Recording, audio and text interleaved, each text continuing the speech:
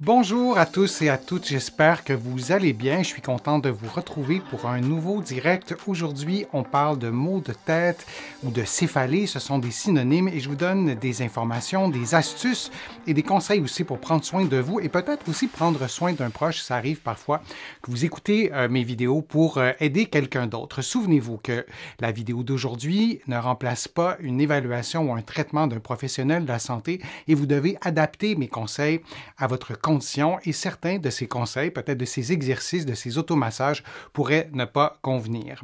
Vous allez trouver beaucoup d'informations que je vais vous donner aujourd'hui et beaucoup d'exercices aussi dans mes livres, notamment 99 façons de soulager les douleurs au dos et au cou et aussi le livre Va prendre l'air, tout sur le pouvoir exceptionnel de la respiration.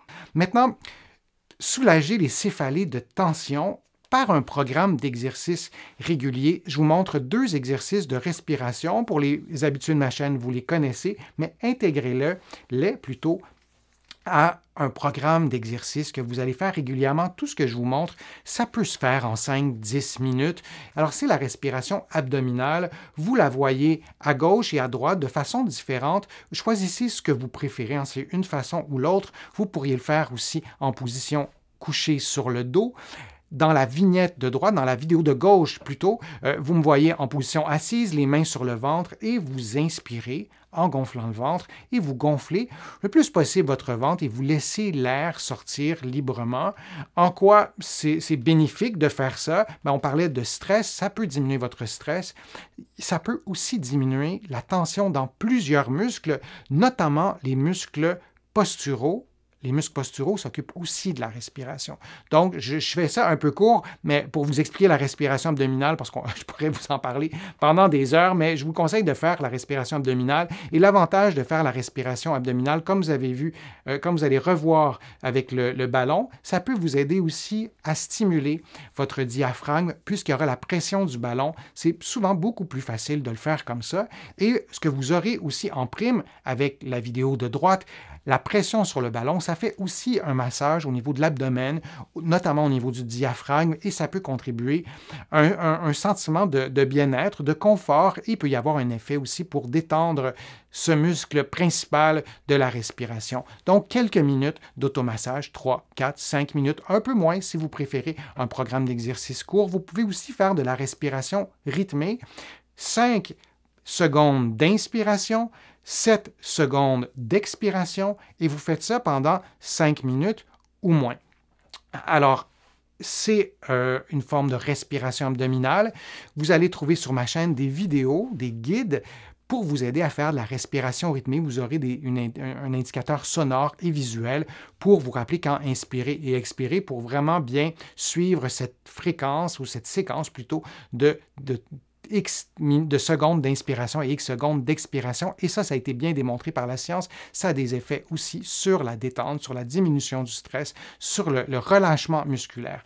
Maintenant, pour ce qui est des exercices, on a des exercices de détente. Alors, l'exercice à gauche, vous faites une inclinaison de la tête, vous placez la main sur l'épaule opposée et vous faites l'élévation de l'épaule et puis vous la redescendez.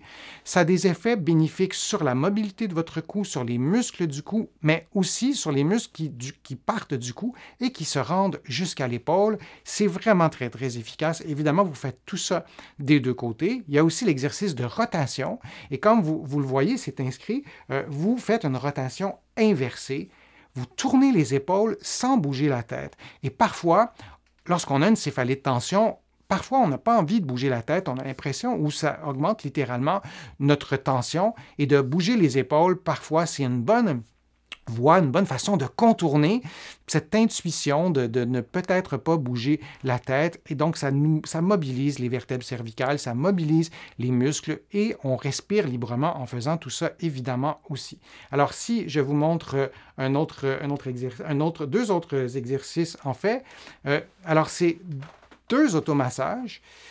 Le premier, l'automassage du cou et des épaules. Vous voyez mes mains sont relativement à l'horizontale et je fais un mouvement, encore une fois, horizontal pour aller faire un massage transversal des muscles du cou. Vous le voyez dans la petite vignette à gauche qui vient de s'ouvrir.